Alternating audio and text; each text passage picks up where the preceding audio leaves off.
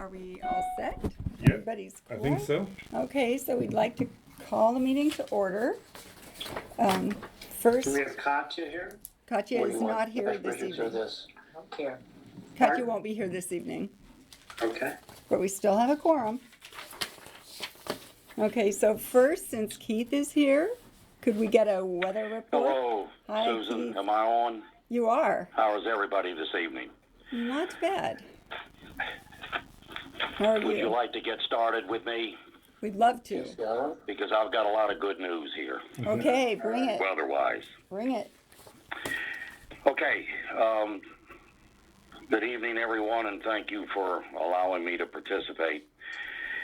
We can expect very dry but pleasant fall weather for the remainder of September. Temperatures Friday, Saturday, and Sunday.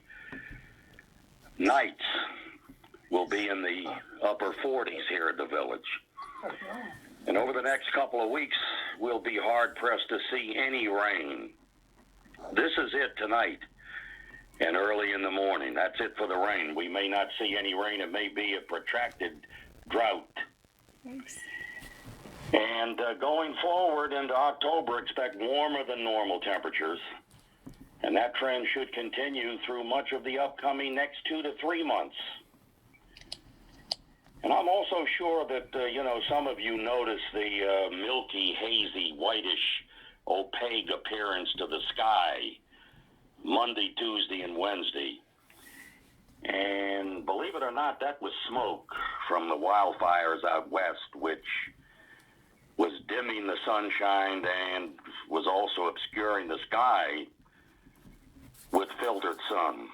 And that was smoke that was caught up in the jet stream and transported across the country above 20,000 feet. And that's it from the Weather Center. And now back to you in the studio, Susan. Thank you, Keith. Good report, except You're for all welcome. that smoke Thanks, Keith. and no rain. Okay, so Right. so now we open it up for resident comments. Any residents like to register a comment? I have a question. Okay, hi Marty. Hi, everybody.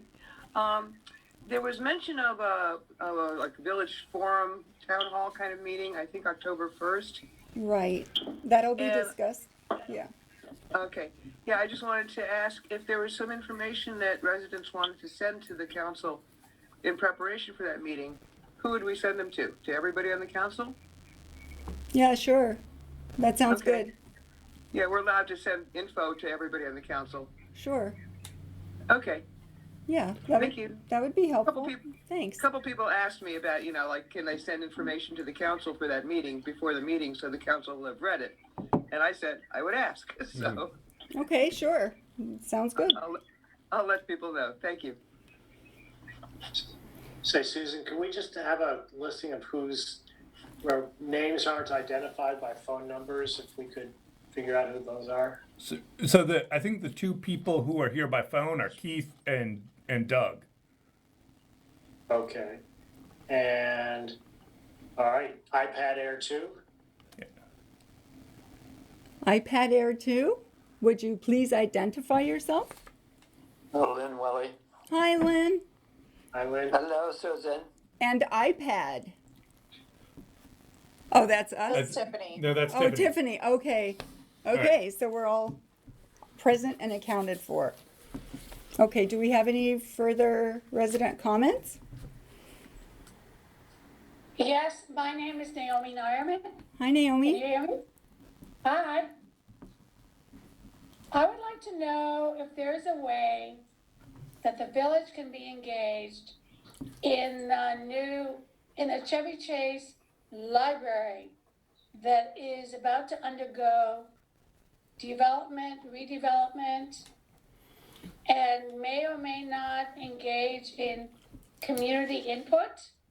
And I want to know, what is the process for forming a committee or subcommittee of the village to engage in this community input process?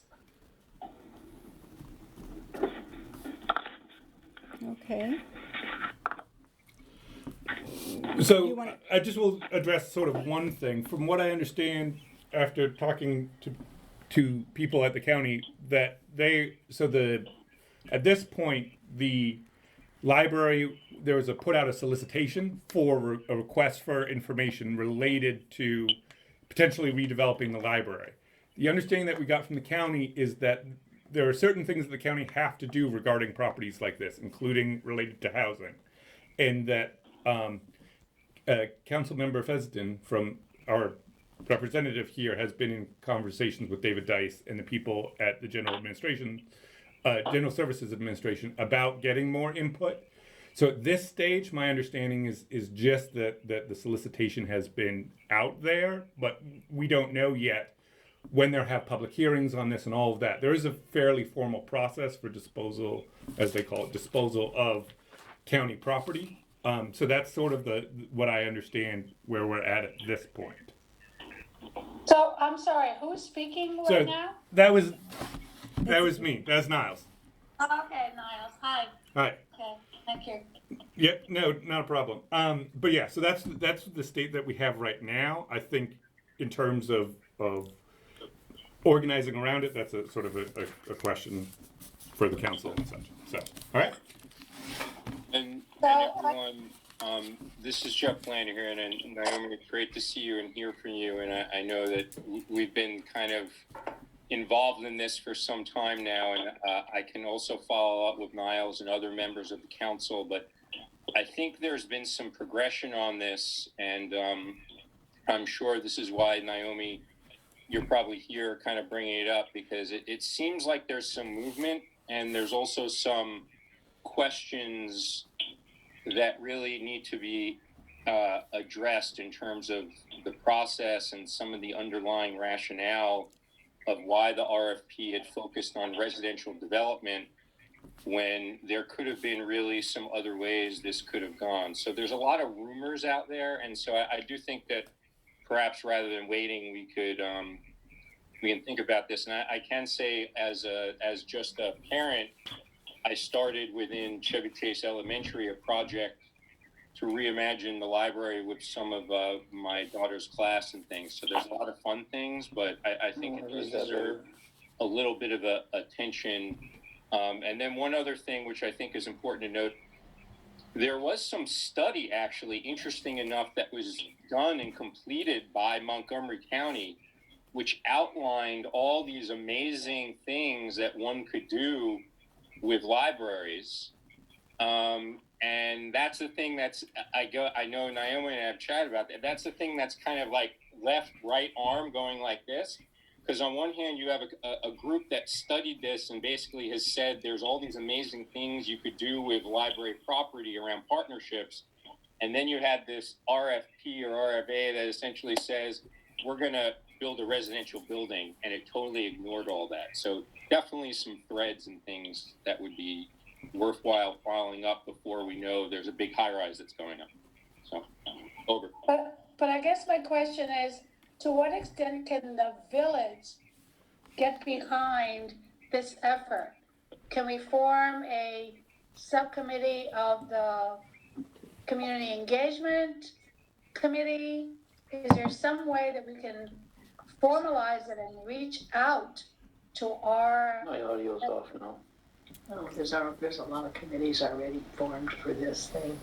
Yeah, somebody's audio is on. I'm not sure if All the different towns around. that might be Lynn. Somebody who's talking who doesn't Your want us audio, to hear maybe? what they're saying, who has Yeah. their microphone. I thought my audio was off. That's but okay. Sometimes they're deceptive that way. Okay. All right. I just So- wanna make sure. Okay. Yeah. Okay, so, I mean, I think it might be good to see what actually happens rather than forming a committee that may not be necessary. As Ron can explain, there are certain responsibilities and well, for one thing, you'd have to staff a committee. This may not be an issue that would have any difficulty staffing, but then you've got, obligations to have public meetings and record keeping, and rather than sending a sense of, or a sense of the community, or some sort of weighing in unofficially, rather than formalizing a committee, it may be preferable. Susan, we can't see you. Okay, well, I'll just try to move over a little more. Sorry. Okay. Well, let me just clarify. Naomi, you said, is there a possibility it could be part of an existing committee, right? So Or a there is subcommittee of CEC, she said, yeah. Yeah, so, I mean, that might be something worth exploring. I mean, if there's already a standing committee, it could just be an activity of the committee. Right. That wouldn't take an exorbitant amount of resources, I don't think. Sure, that's something we can explore. Sure. Thank you. Thanks, Naomi. All right. Anyone else? Okay, so first order of business is to approve the, The committee updates. committee updates, sorry. And the committee updates are very important tonight. So first, shall we go to the election committee? Tiffany? Sure, we had our first meeting a couple of weeks ago. Josh, George, and myself kind of did a quick discussion of how things went last year and what we might be interested in exploring going forward this year. We each took our tasks of kind of researching a different possible option for conducting this year's election.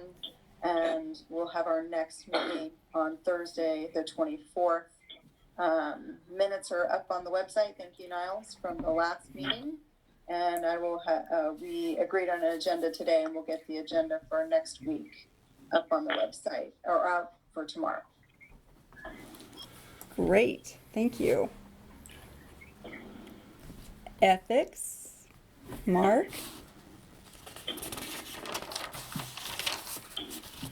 Hi, this is Mark Efron, reporting for the Ethics Committee. We, like the Elections Committee, had our initial meeting. Ours was on August 27th, and I know we submitted minutes. I don't know whether they've been posted or not. I didn't check. But They will be posted tomorrow. I just had to get the page fixed before doing that. Fine. Okay, they will be posted tomorrow. Mm-hmm. So the committee is Debbie Rumel, Lori Mitchell, and myself. What I wanted to bring to the council's attention, and I sent a memo to Susan and Todd on this. Todd also was at the meeting by Zoom. We all were on Zoom. Is we have 3 recommendations to make. And they have been reduced to writing. I don't know whether they've been distributed to the entire council or not. But I can, and Jeff was at the meeting too, I think. But I can, or Niles can maybe send them around. They will be distributed, post haste. The first suggestion has to do, the first suggestion is to make a requirement that all members of village committees, including all people who are appointed by the council to work on behalf of the village in any respect, both sign the conflict of interest questionnaire and take the oath of office that is currently required by the village policy. Our concern is we don't know how many, or if there are committees that we're not aware of that don't sign the conflict of interest questionnaire or take oaths of office. We don't know whether there's ad hoc committees. So we think that the village's policies should be clear that anybody is serving on not only a standing committee, but any other type of committee, both sign the conflict of interest questionnaire and take the oath of office. And now, it may be that that's already the policy. Nobody in our committee was around when the policy regarding the oath of office went into effect or was suggested.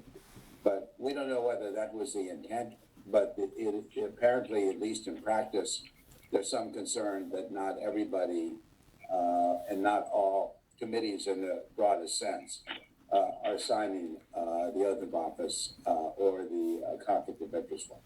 So that's suggestion number one. Suggestion number two is that all people who are required to submit the conflict of interest questionnaire do so annually. It is unclear right now as to whether anybody beyond the council and employees of Martin's Edition are required by the village code to submit those documents annually. The village code at section 4, 201E, sorry to sound like a lawyer, but I can't get that out of my head. And that section seems to cover only village members of the council and employees of the village. So we think that everybody who has to sign the conflict of interest questionnaire should do so annually. Whether that requires a code change or not, we leave up to the council and to the council's lawyer. Finally, we suggest that the jurisdiction of the committee be expanded beyond what is established by the code to include compliance with any ethical issues related to the oath of service that is required by the Martin's Edition policy 2019-10-3, particularly the obligation that people who take that oath serve with strict impartiality. That any expansion would, of course, require that the committee adhere to all of the already established requirements regarding privacy and protection and protection of reputation and things such as that. But this suggestion is really building on the policy that was incorporated in 2019. That is an ethical policy if you read the policy statement itself. But right now, there's nothing that gives the Ethics Committee any jurisdiction over any issues arising under that policy. So our recommendation is that the committee, probably it's going to require a change in the code. I'm not certain, but I leave that to Mr. Bolt and the council. But our committee have jurisdiction over issues related to the oath of service. So those are the three suggestions, recommendations we make, and we don't. They were adopted unanimously by our committee. They were suggested by various people in the committee, and they were done without any real controversy within our committee. Thanks very much, Mark. I think you guys have done a great job. You've been very diligent, and we will relay this to Ron for his input regarding best next steps. Great, thank you. At what point do the next steps include any discussion now, or are we waiting for drafting to occur?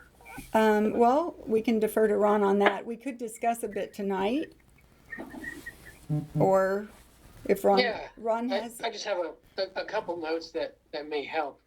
So I did prepare a draft ordinance before getting the committee's recommendation. I can revise the draft now that I have the recommendation. They're pretty similar. The policy that Mr. Efron referenced, it does in fact require all officials to execute the questionnaire and the oath of office, but it's currently not an annual requirement. So we could amend it in that regard. And then I did draft an ordinance to amend the code to expand the jurisdiction of the Ethics Committee to include violations of oaths of service. But there, in my initial draft, I had limited the statutory requirement. So right now it's a requirement of policy, but we can also amend the code to make it a statutory requirement. But there, the statutory requirements are punishable by municipal infractions if they're violated. And so my initial thought was in that respect, because enforcement can involve a municipal infraction, a civil penalty of $100, maybe just limit the jurisdiction to the officers that have material responsibilities, like the election committee, ethics committee, tree supervisor, employees, and the town council. Because maybe, I don't know, the council can discuss this, whether lesser communities, for lack of a better word, not that their work is any lesser, all committees are important, of course, but would we have a chilling effect on, let's say, the weatherman or the social committee if they know they can be cited for a municipal infraction, fine $100? But yeah, again, something for the council to discuss. We can amend the draft now and have that discussion next month, or you could discuss a little bit now and give me some guidance to go to the drafting board.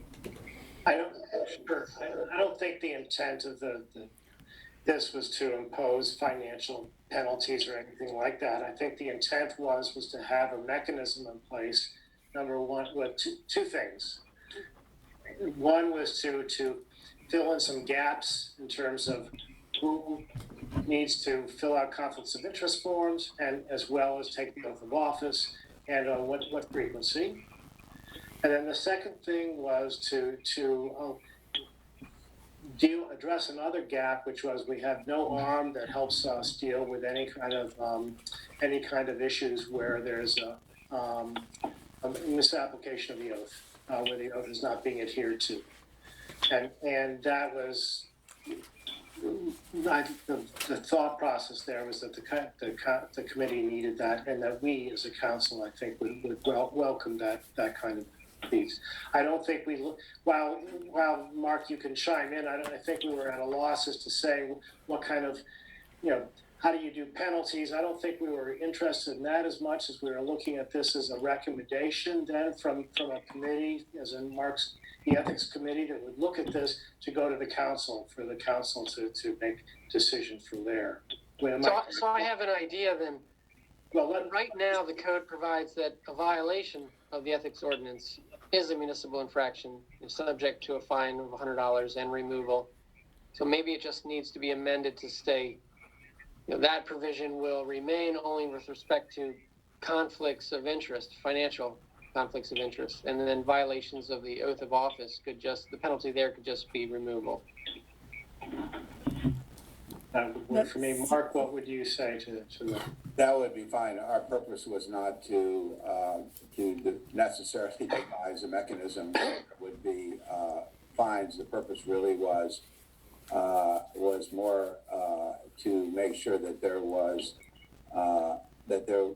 were some teeth that maybe could lead to removal. We didn't talk about that specifically, whether they be fines or just removal. I think I can say with some certainty we were talking more about. We didn't even mention the word fines. We looked more at to the extent we looked at anything, we would have been focused more on removal of anybody who violated their oath of service. I think that's the proper word.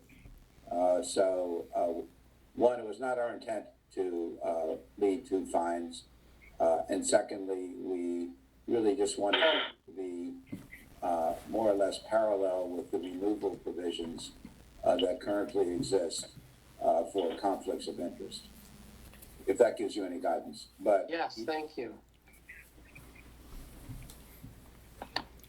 All right, then is it just, we need a motion to ask Ron to do this, or Ron will just draft this up and bring this up for the next council meeting? Yeah, no motion is required. I'll go ahead and make those edits and circulate a draft prior to the next meeting.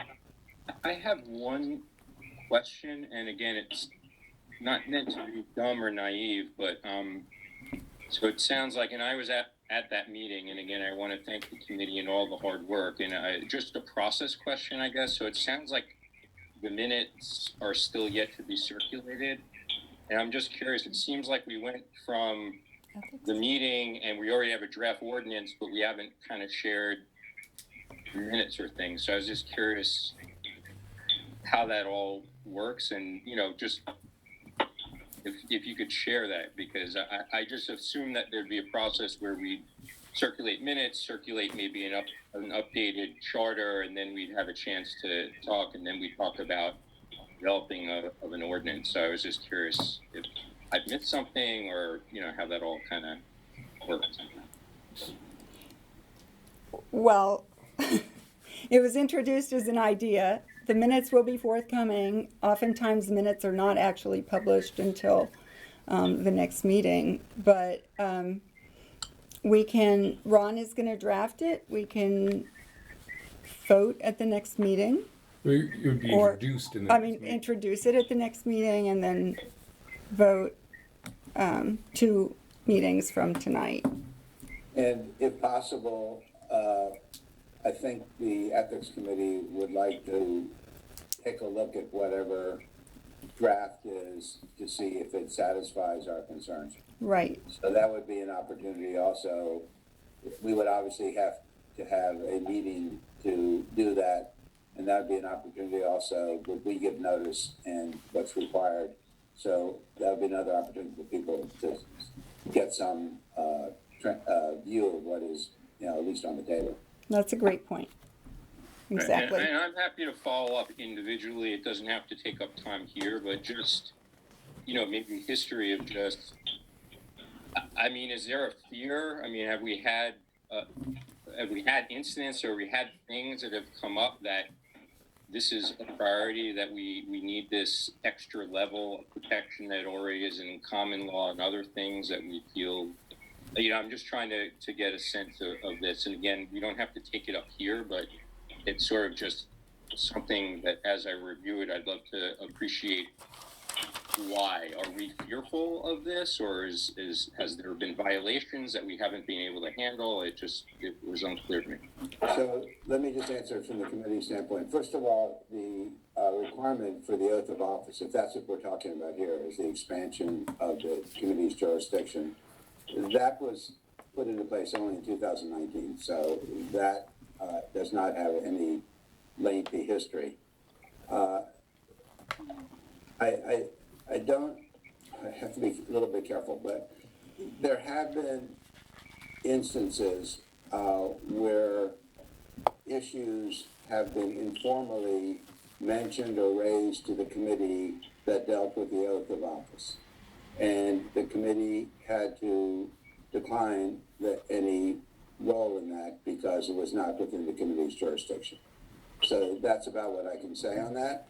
But I think the fact is that there's no enforcement right now at all. There's no enforcement mechanism for compliance of the oath of office, and I think that was the issue. Can I add one little thing to that? There was an incident, can't remember, 7, 8 years ago when I was chairman, where there was an attempt or a desire to bring some charges to the committee. And again, the same thing that Mark just said, there wasn't within the remit of the committee. There was nobody to hear such a charge. And so it was dropped. It just didn't apply. And so at that time, we became aware that there may be behavior that the Ethics Committee ought to be looking at, but there was no charge for them to do so. So this isn't just a recent thing, but it does go back. And I really greatly appreciate it. I'm not trying to be a thorn. I've sat over a decade on formal ethics committees, so I certainly appreciate this. I think the only thing when we chat with Ron and is just the idea that how should I say, sometimes these things can be excellent, and then sometimes they could be tilted in ways that aren't so good. And so just making sure that how this is set up, it's always done, that we know it's on the highest ethical standards that guide it, and there's no kind of ulterior motives that could sway a committee. I think we just need to have it really codified in a way that it's just straightforward, and we know that it isn't being tainted by someone stacking the committee in the future to play some part in something. That's all. Okay. Well, I can tell you that the Ethics Committee itself has agreed to deal with anything with impartiality. So whatever is drafted, we're happy to look at, and probably, you know, up to Ron and the council to come up with something that is suitable and protects everybody's interests. Okay, thank you. Anybody else on this topic? No, okay, walkability? Certainly. So just as a brief thing to discuss, the Walkability Committee at its last meeting they want to do their own forum, for lack of a better term, about the walkability, what the walkability group has been doing, but specifically having the consultant they've been working with, Chris Jakubiak, to present to the community to get feedback in sort of a forum-like thing. So I think the question for the council is sort of just scheduling that. I would just give a suggestion of, just with everything coming on, maybe the end of October. That was something that was discussed at the meeting as well, and so putting that on the council's radar and sort of moving forward with that as they want the consultant to do a presentation and then get resident feedback from there. So I just wanted to give you that update as well. Okay. So I think that pretty much concludes the committee notes, committee updates. Am I right? That's it? Yeah, I think that's it for Okay, now. well, yeah, okay, so next, if we could just vote to approve the minutes of the July 16th meeting. Right? Don't you mean the August 20th I mean, meeting? Yeah, I do mean the August 20th. That month went way too fast. Yes. The August meeting. So get it. So would anyone make a motion to approve I the minutes? will move to approve the minutes of the last meeting. Last meeting is the best way to phrase it. That way you don't have to remember what month it is. Thanks, Arthur. Okay. Is there a second? Yeah, I'd love a second. I'll second. Thanks, Todd. Okay. All in favor? Aye. Aye. Right. Okay. Thanks. Okay. Well, you're a tough audience. Okay. So next we have the discussion on potential questions for the survey, the 2020 survey that will be coming out in about a month.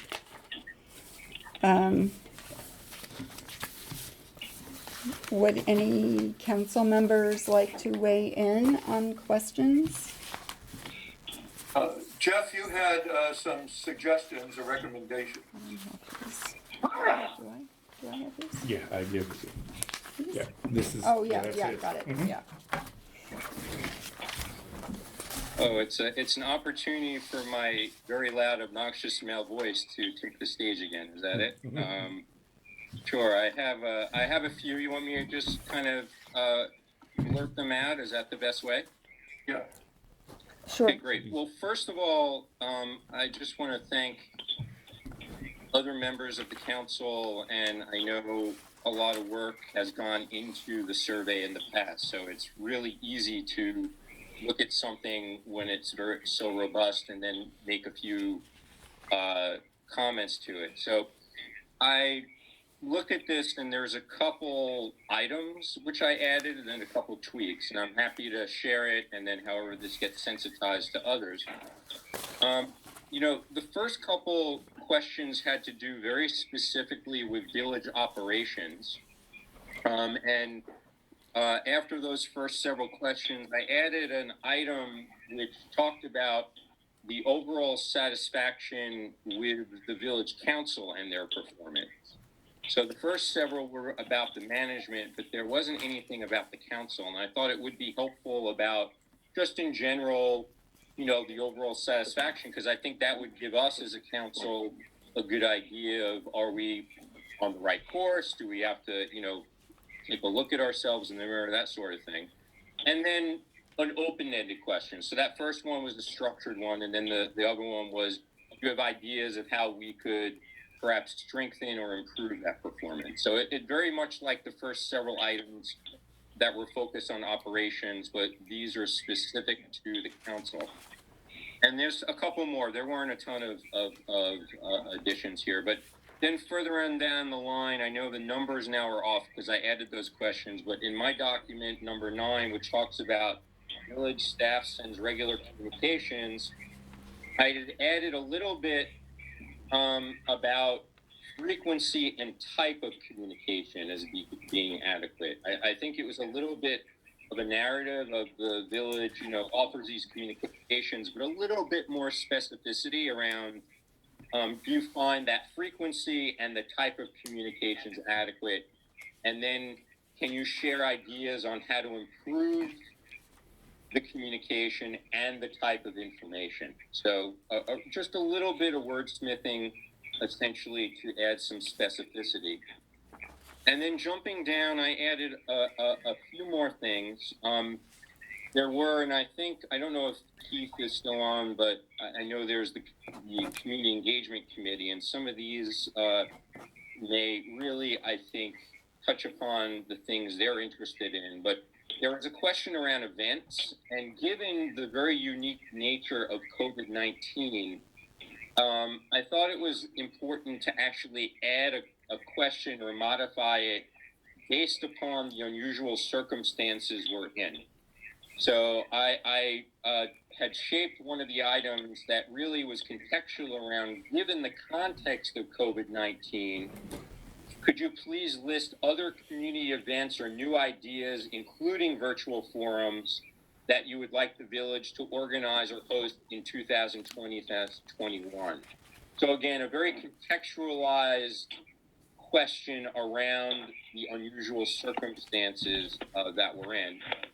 And then bear with me, there's just 2 more things that should go quickly. There were then 2 items after that, which I added, which is really a general question, and it was inspired by the last council meeting we had. We had, I think, well over 50 people attend, talking about community engagement. And so in this item, I frame it as, in general, community engagement is a priority for village operations and the council.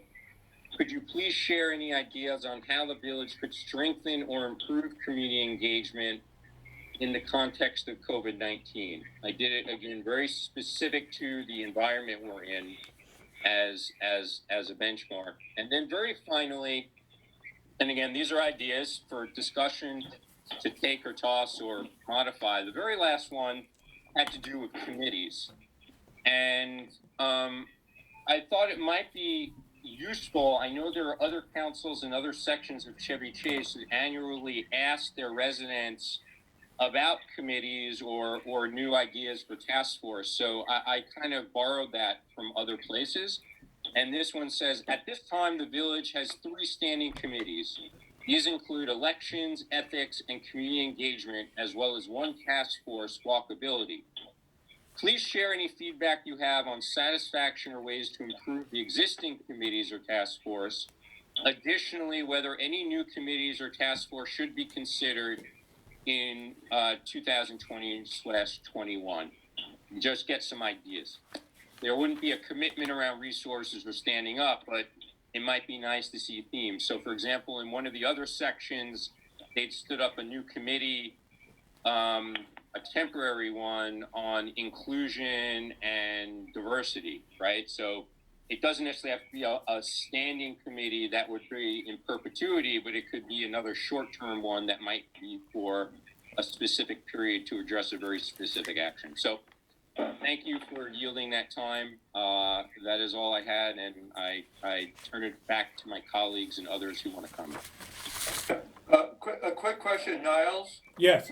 Did the walkability, they said that they might want to load up a question that they had on the survey. Did they ever come through with that? They didn't send me any specific question as to add. I mean, obviously they had their own survey, which addressed a lot of range things, but they didn't have anything specifically to add to this survey. Okay.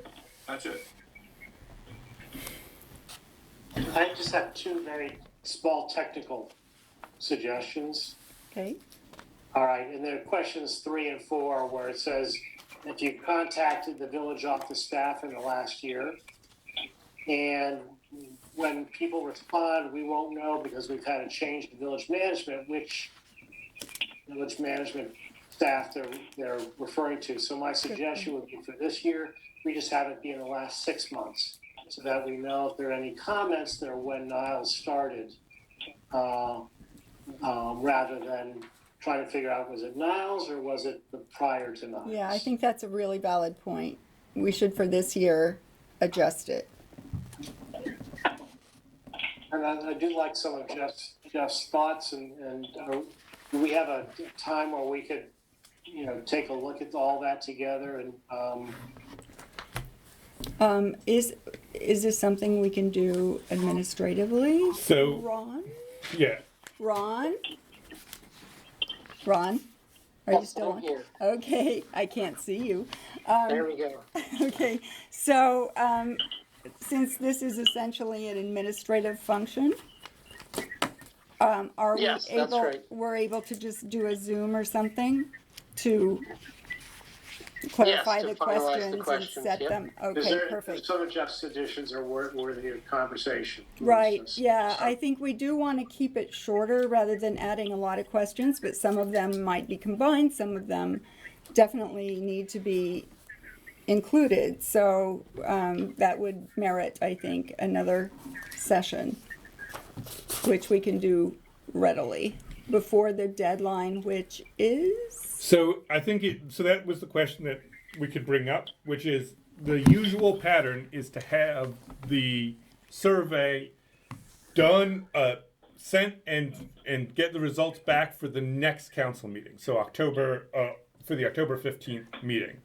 So what my suggestion is that we would send out the survey probably next week, right at the end of the week next week, and then have the 2 weeks, sort of the middle 2 weeks between the next meeting, and then have 1 week for staff to compile the results.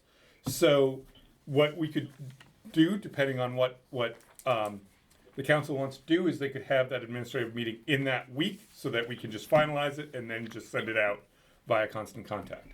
So meaning between now and the end of next week. And the end of next week. So the 24th, 25th, somewhere in that. I think that makes sense unless anybody objects. Luckily, we like to retain the same questions as much as possible to keep that baseline so it won't require a lot of tinkering, a lot of fine tuning. So I it should think be that- doable. I'm happy to hop on and between now and the end of next week, whatever we want to do that. Okay, that sounds great. All right, so I guess we're now ready to discuss potential sidewalk repair. Right. So, Arthur, is this something you particularly wanted to? Yeah, first of all, I apologize. I was wrong about some of my earlier statements made informally, that we haven't done an overall sidewalk repair in many years. I was looking at our bills and our financial information, and it turns out that much of the sidewalk work was thrown in with road work, and it wasn't separated out. So we have had sidewalk repair done, but they need work. They're in terrible shape. They degrade over a period of time. And in the walkability survey, repairing the sidewalks and disrepair was one of the items that kept coming up over and over again. Right. So I've talked to Niles, I've talked to Joe Cutro and Wayne. Joe is our road supervisor, road contractor, about a way to move forward. And I've talked to Niles about this. And we do need, I think that as good as Niles is, he's not an expert at everything. We do have people who are expert. But Niles, why don't you talk about a process, a way to move forward in surveying and then sending out RFPs? Certainly. So what was previously done the last time this was cataloged is the manager at the time, along with Doug and then the contractor who was actually going to do the sidewalk repair, did sort of went through the village and highlighted places that either needed repair or were potential hazards, all of those kind of things.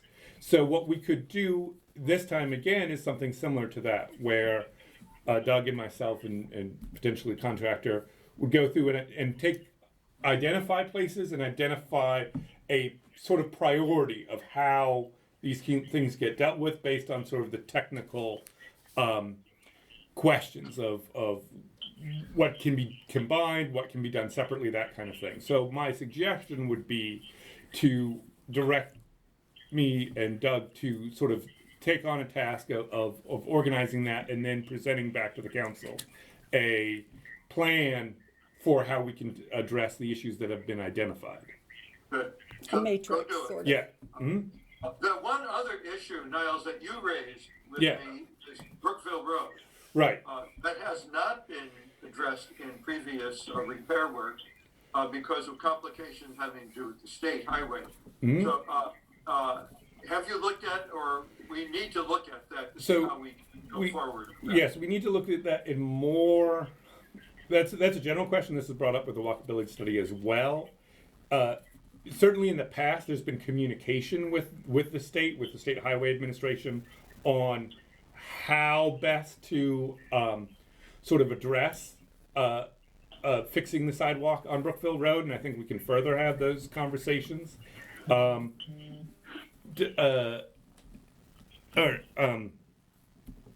then we can sort of address how we sort of do things and communicate with the state in a way that makes the most amount of sense. Okay. Yeah, Just give so me if you could 1 second. I'm going to check process. one thing while we're discussing this right now. Okay. So Arthur, Good. what were you Well, about let's to move say? forward. Yeah. Right. Ready? Yeah, sorry. Yeah, I misspoke. I'm sorry. I was just checking one thing. So we have done there's been some work on Brookville Road that's been done. I just haven't had the full specifics about when that was It was roughly 10 years ago. done. Yeah, and I just need I just remembered something that I saw, so I was checking it. But we can certainly look at what was done last and then follow up from there and how it was done. Okay, thank you. All right, thank you. So I guess, are we? So it's the council to direct and So just to direct you to do the, okay, so Yeah. would we like to entertain a motion to direct Niles and Joe Kutro, I guess, as Joe proposed, or Doug? or Doug. I'm Yeah. not sure. Joe- Last time it was Joe Doug or and that. Doug? Doug and the manager. So to conduct this examination of the sidewalks in the village and come up with a priority matrix. Good. I so move, if we need a motion. Yeah, second? I'll second it. Thanks. All in favor? Aye. Okay, so that's 4 ayes. Okay, so All right. it's approved. And Niles is on it. sounds good. Okay. Okay. So next we'd like to discuss the tree canopy program. Do it again. The Yeah. When we did we had a tree committee back around 2014, 2015, and we had a number of recommendations that came out of that. The only one that was actually adopted was to encourage the planting of private trees by having the village subsidize the planting. And it was our suggestion at the time that we encourage the residents to have some skin in the game, that they put in $100. And so they would take a greater responsibility. Well, in subsequent years, the uptake of that has been very, very low, disappointingly low. We literally had only a handful, probably 3 or 4 or 5 over the last 4 or 5 years of people taking up those requests. And when I talked to Section 5, when we got this idea originally, they have had every year 15 to 30 requests a year in and year out. They do not charge anything to the residents.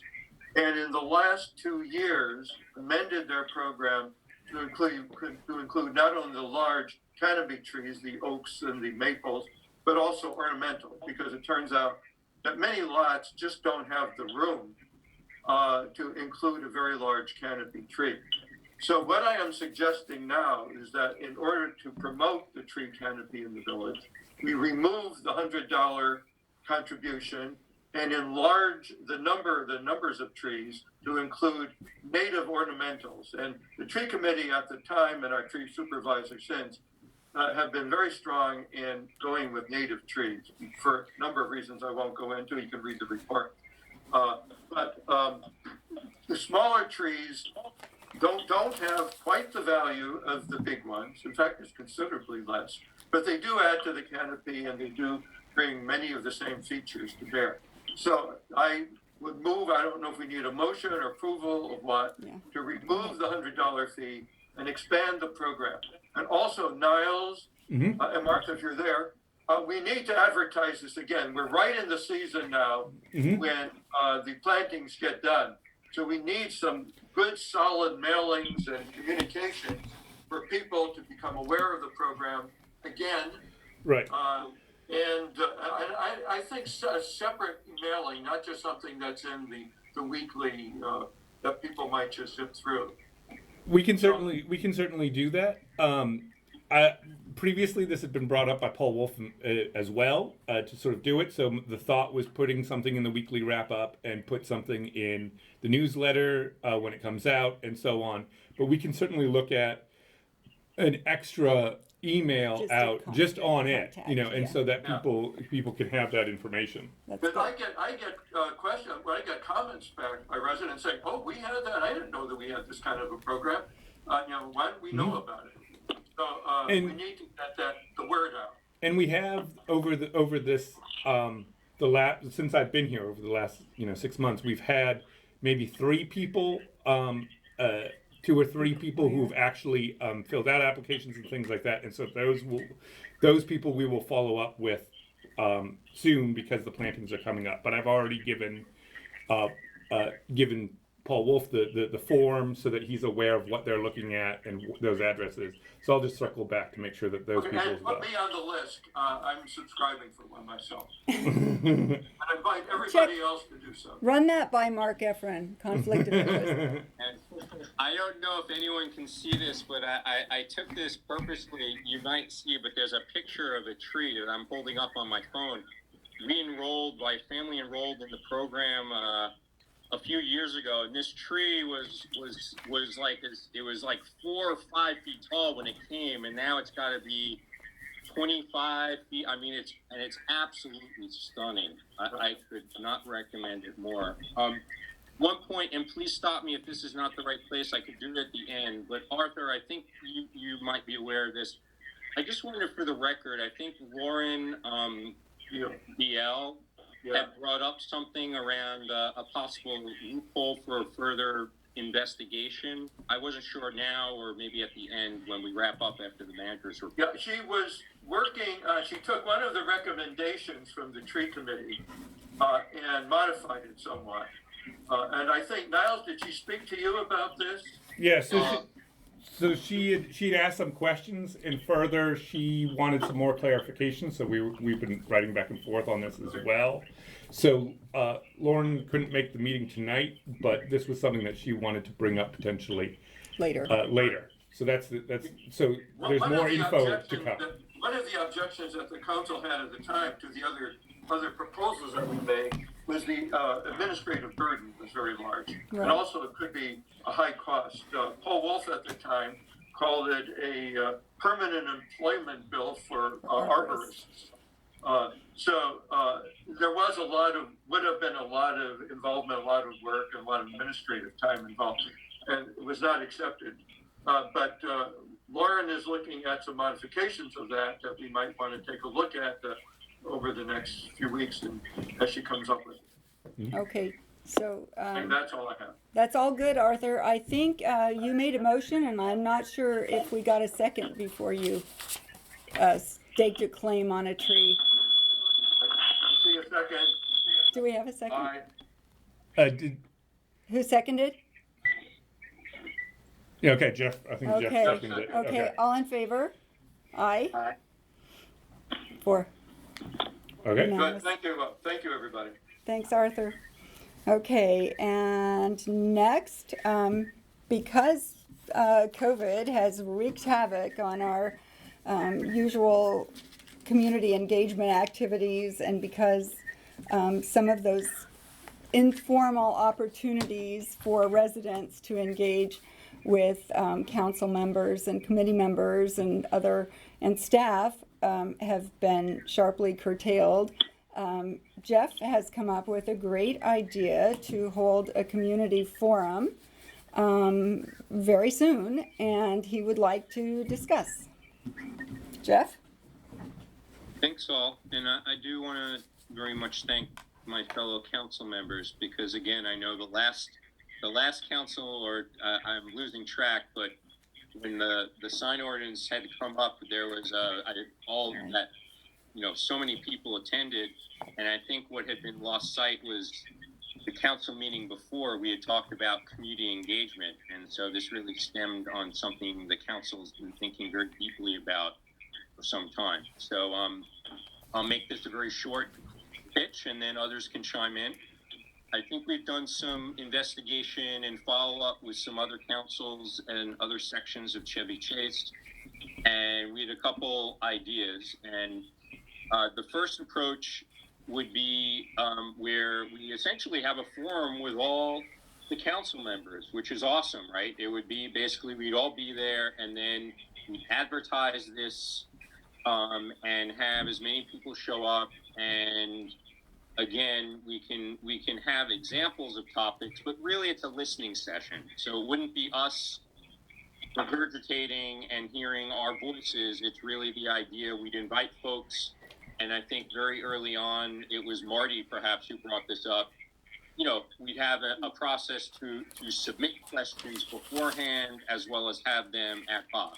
Very similar, almost like the feel of the candidate forum, except now this is with the council. So that's one, and I think, it's a wonderful option. And then there's another option, and there are trade-offs. The other option is what one could call as a listening session. And again, other sections have this as well, where usually you don't have a quorum, right? So for us, it would have to be under the threshold of the 3. So, and I apologize, I have feedback. I don't know if anyone else does, but Yeah, if not, that's feedback. okay. Carry on.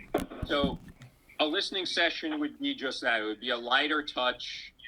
It would essentially be, you'd have to keep, I think, and this is where, Ron, it's awesome to have you on. You'd have, I guess, 2 members, and then you wouldn't go through the process of a formal where you'd have to document, and, it would be really considered this open meeting. It would be a listening session, almost like a TA or office hours. But anything that really comes out of that, it would be up to the discretion of the residents who attend, and perhaps the council members, to bring it up at another session. But it wouldn't be that formal. And, I'll be very quick. The trade-offs are this. When you have everyone attend, I think it's wonderful, right? I mean, I think it would be a really fabulous opportunity, as Susan said, during times of COVID. The downside is resources. It does become formal. It may not necessarily be something that people consider a safe space, because you're documenting and you're taking minutes, and you get kind of, I think, a little bit, do you trust the fact that you can really be open and discuss something authentically when you're documenting minutes? I don't know. The other side of it is you could do this listening session where you don't have the formal open meeting, and then people can talk with the benefit of saying that they're not having minutes and they could perhaps say anything they want.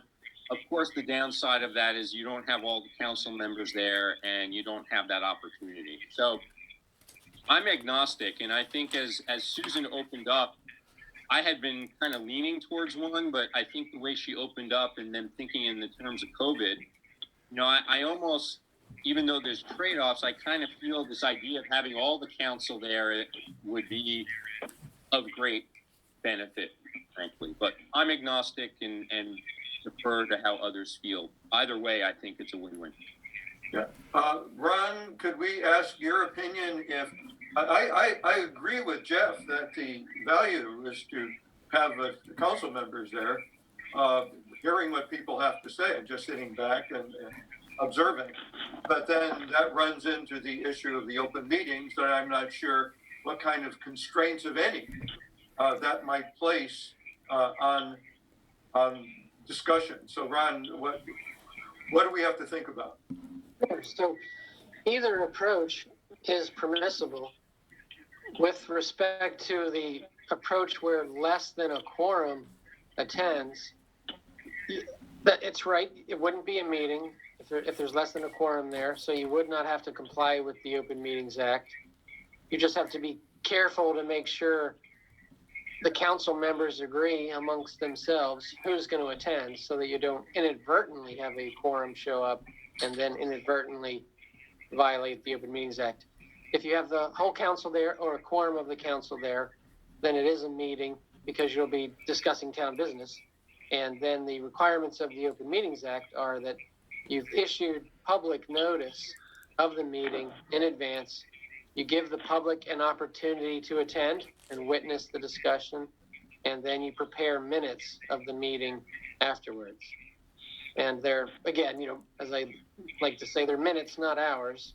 Right. You just have to state who was present, what topics of discussion were undertaken, and what action was taken, and the vote on those actions.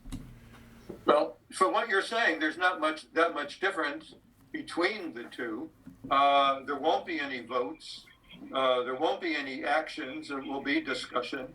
And so the minutes would be a rather abbreviated affair. Right. It wouldn't be onerous. Yeah, from a legal perspective, it's both permissible. Maybe Jeff is suggesting one option, might provide safe space for residents because they know their comments aren't going to be reflected in written minutes. Right. Okay. But our residents tend not to be overly reticent, and it presumably they are fine with being on the record.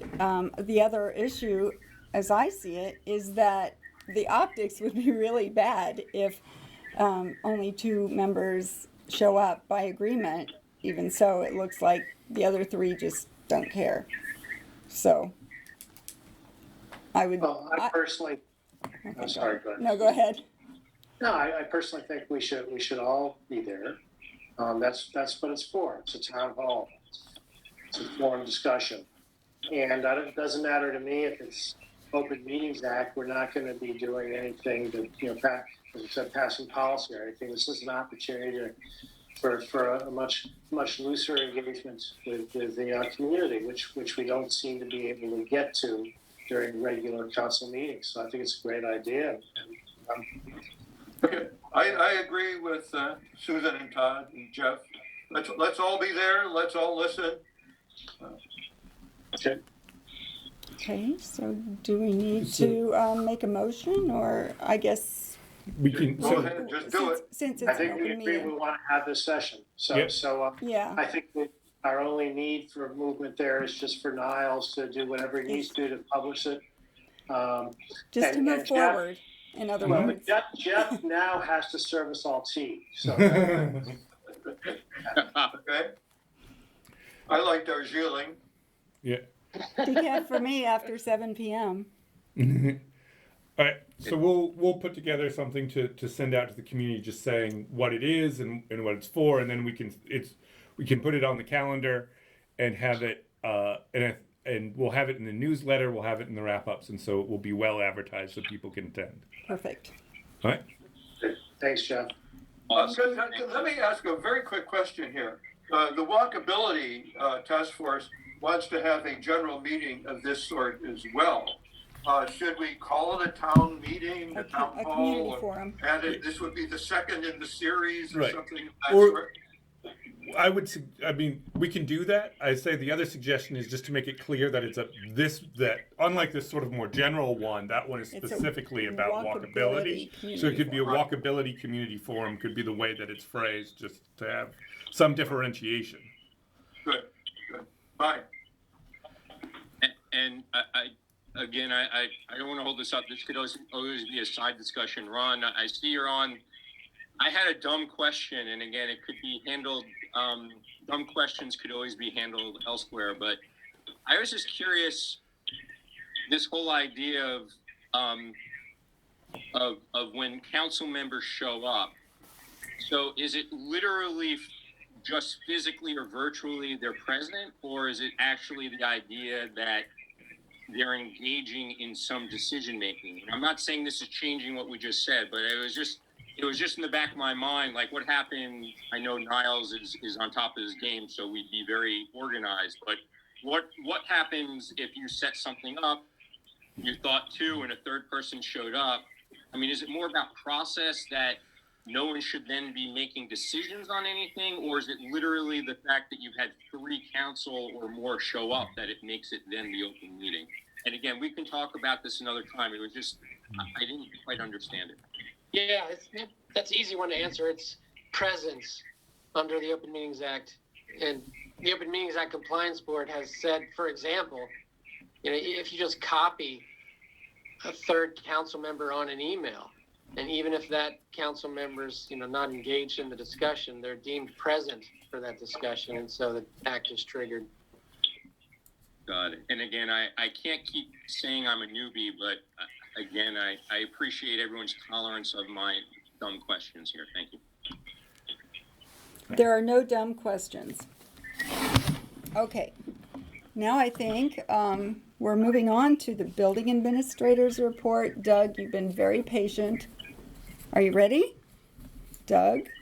I'm here. Thank you. Good evening. Hi. At 3506 Bradley Lane, we've had the information meeting on June 17th. The contractor anticipated beginning work in September. However, the county has not issued the building permit yet, so I don't know when that project will begin.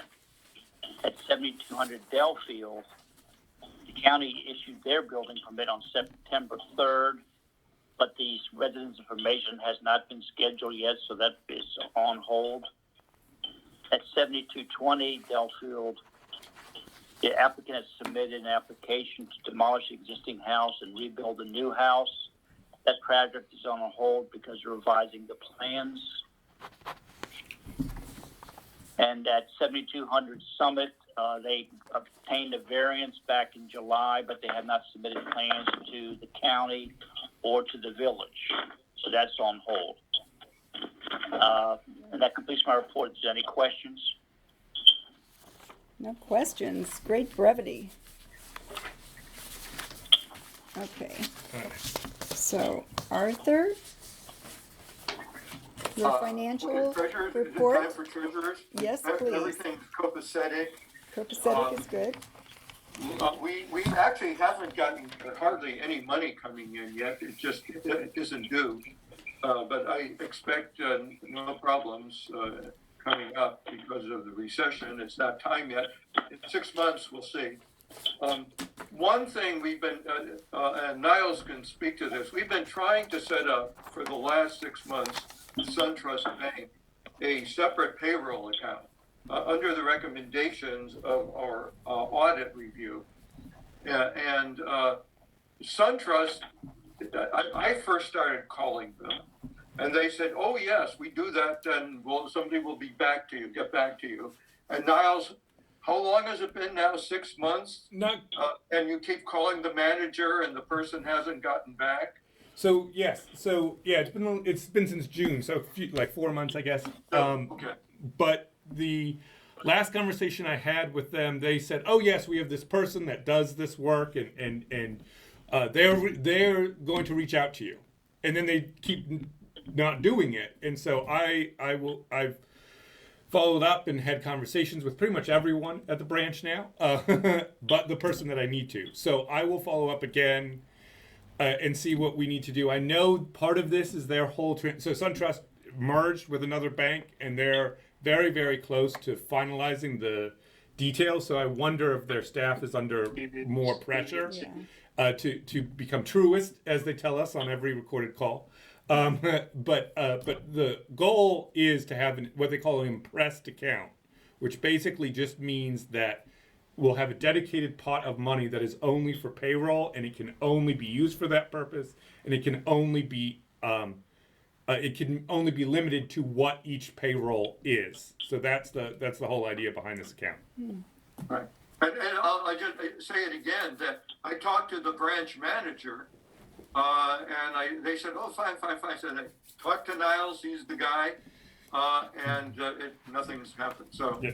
I think Truist is starting off with problems. Yeah. We've also encountered several software problems with them that Niles had to get on with the software person, go through step by step until he saw, oh, there it is. And they finally solved it after a lot of frustrating time. Yeah, so we can evaluate that too, but that's where we're sort of at with that kind of stuff. So that's SunTrust, soon to be Truist. Yep. Okay, my report is done. Thanks, Arthur. Okay, so next, Niles. All right. Also, something that took months and months. I'm finally all set up being a notary, and I've actually done a few over the last few days. So if you have anything that needs to be notarized, feel free to come by the office, or there is a possibility to do virtual notarization. You just have to fill out a form and things like that, but that's special for COVID.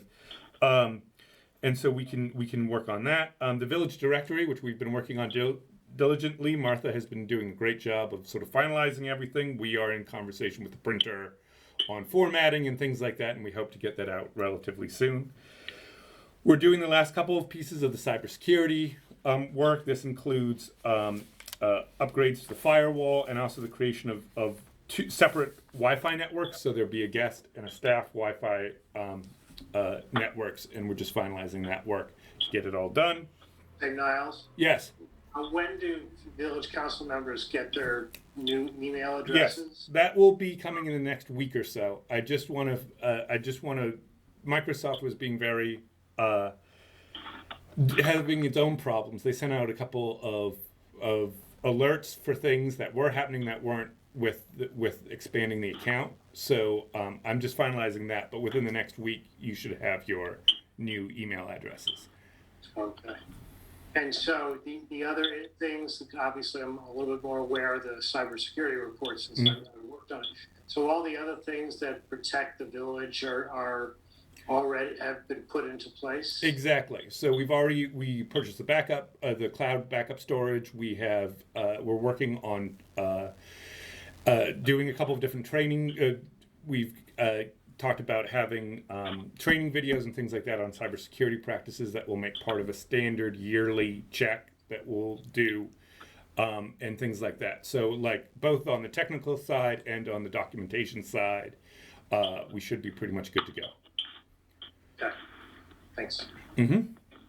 All right, the GIS update, as we are finalizing it, we're going to have staff look at the, again, that's sort of a technical project. It takes a little bit of time to do the final look at things, but we are very, very close. I have the latest update. I'm just doing all the things to technically view it, and then Doug and myself and Wayne will take one last look at it, but I think we're very close to finishing that up, and we should be good. And then one thing to keep aware, so the street cleaning, leaf vacuuming, snow plowing RFP is I'm going to be issuing it in the next week.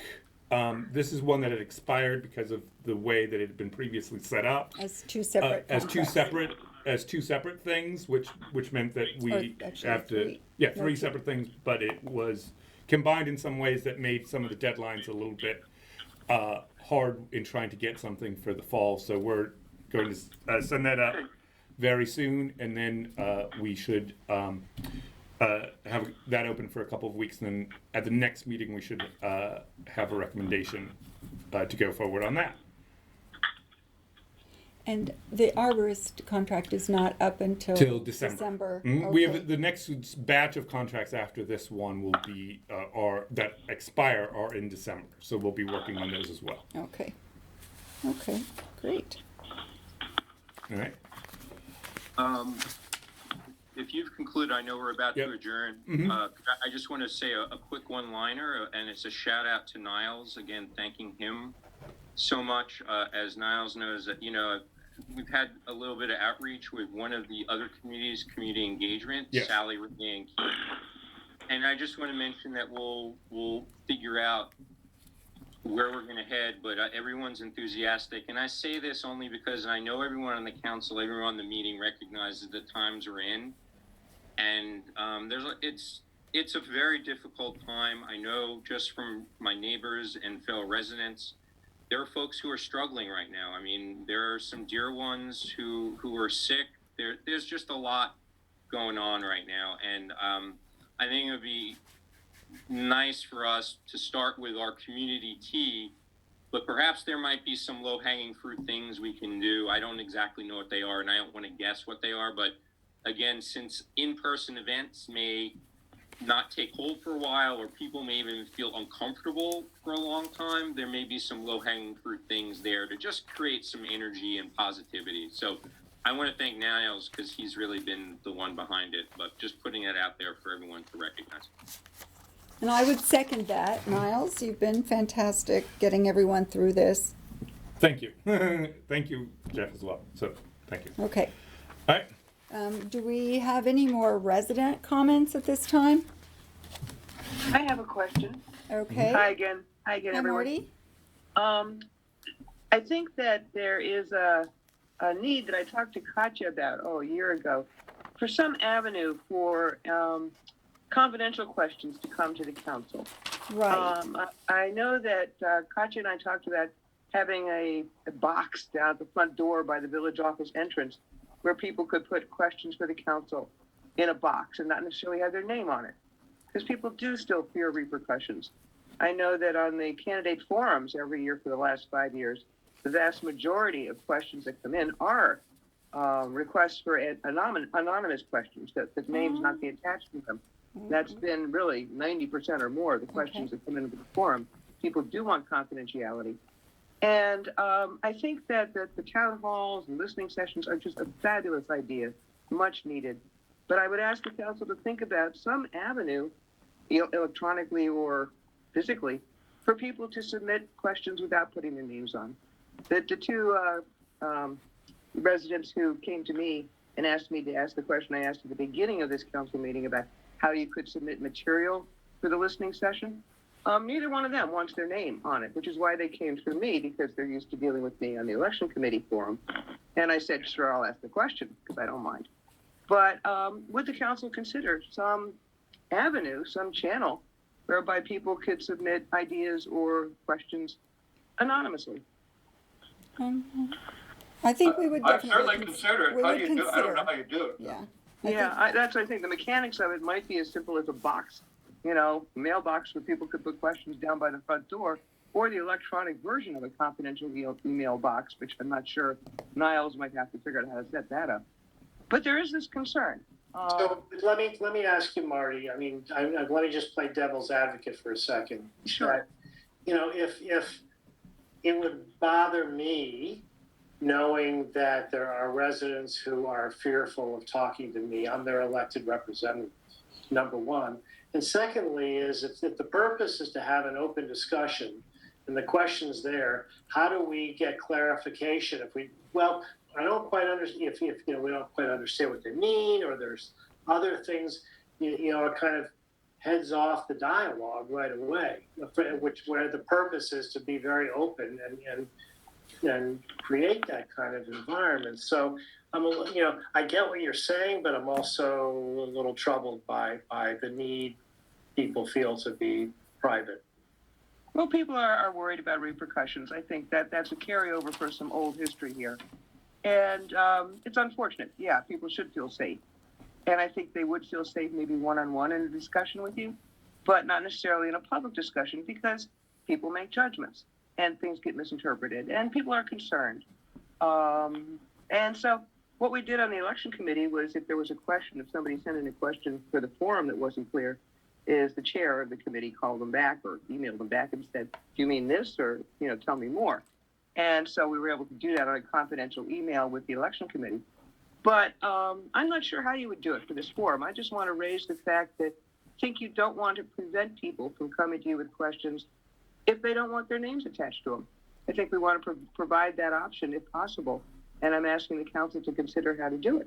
That might be a topic we can discuss on our Zoom call when we are formalizing some of Yes, thank you. So Marty, would they feel comfortable going, submitting just to one council member and have a discussion, and then they could decide whether to, worthy of going more public? Would that be an option?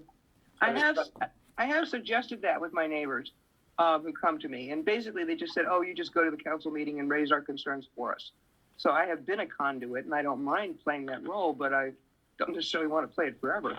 No, I would rather have, rather than have a proxy, I would rather have it be directly to a council member. So that's unfortunate, but I get, certainly if that's the only way they feel they can do that. I mean, what's happened in the past is in the past. We're trying to show, greater openness now and responsiveness. I could say that over the 10 years, I think it's been 10 years I've been on the council, I have received 2 unsigned letters in those 10 years raising issues. I think the last one must have been, 5, 6, 7, 8 years ago. But that was an avenue. It was a way to do it. So, use the mail if we trust it. And it's great for USPS. Yeah. We need to Support support post them. office. A present for my wife, but again, I know it's the end of a long night, and I think Ron probably would like to take off his tie. I hope pretty soon. How do there's probably a way we could, if we wanted to, like, for example, they could send it to Niles and as a trusted arbitrator, but I'm agnostic. I mean, I think the idea that we're having the forum and that the majority of people hopefully will feel comfortable submitting something, but I do agree. I mean, there might be those, for whatever reason, they feel uncomfortable, and if we have an opportunity to set something up where it goes to an administrator, that might be helpful. I don't know. I leave it to others.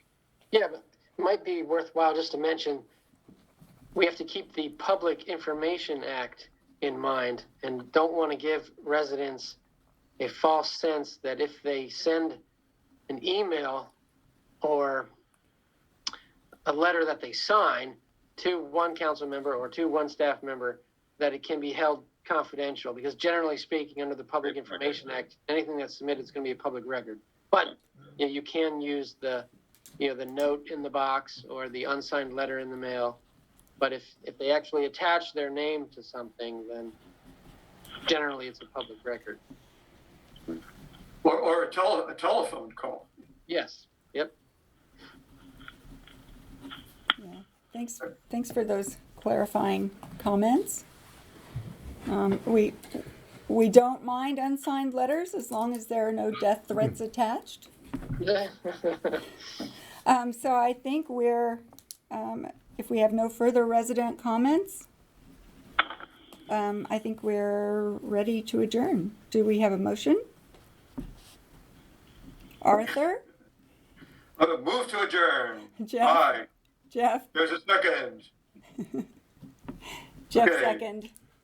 Sounds awesome. And so- Sorry, that was you did the person. Okay. And so we are adjourned for another Good. exciting meeting. Good night. Good night. Good night, everybody. Good night. Good night, Keith. Good night to Susan. Good night to Jeff. Good night to Arthur. Good night to Niles. Good night to Todd. Starting night, to everybody. sound like the Waltons here. Good night. Good night. And Tip, and last but not least, but always, a pleasure with Marty there and Tiffany. Yes. And Ron. Yeah. How can I forget Of course, Ron? never forget Ron. Okay. Never forget. Enjoy the nice fall weather coming up, everybody. Thank you for that great forecast. We appreciate it. Yeah, thanks, Keith. Thanks. Thank you. All right, bye-bye. Oh, I think I did Everybody's not up? notice. That's John Yeah. Dresser. That's my husband. Oh yeah. I just realized. I'm sorry. I didn't realize I need to. Tiffany, can I ask Mark a question? Oh well, Oh, I missed it and I didn't see it, but that's okay. So.